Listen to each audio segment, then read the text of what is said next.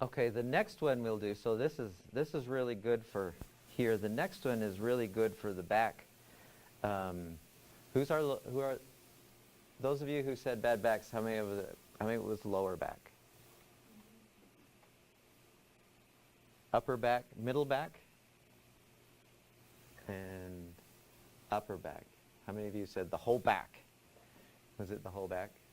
Okay, a lot of the ones that I do, when I hurt my back playing football pretty badly when I was younger, I've had a bad back ever since, and so a lot of the ones that I do are kind of targeted toward the back, just because it's a selfish thing.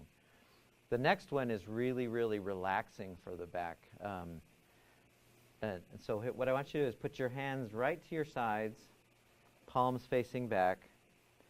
Now, this next one is called Child's Pose.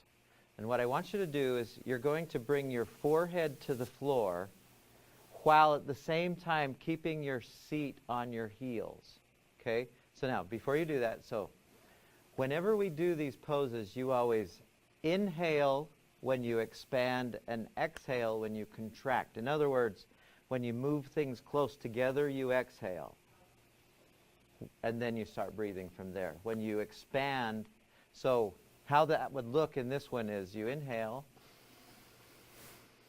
and then as you're exhaling, because you're contracting in, you exhale, and then you bring you're trying to get your forehead on the floor and sit on your heels. If you can't do both, then try for the forehead on the floor part.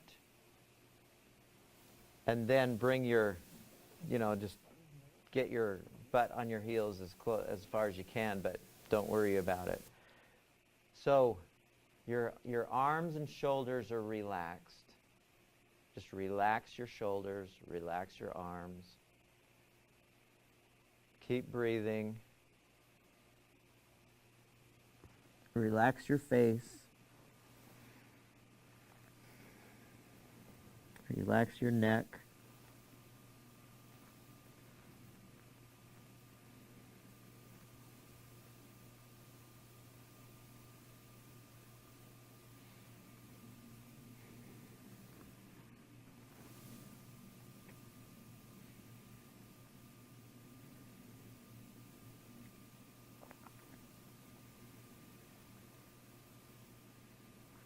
Okay, now as you bring yourself back up, that's an example of when you would want to inhale. So inhale as you slowly come up, slowly.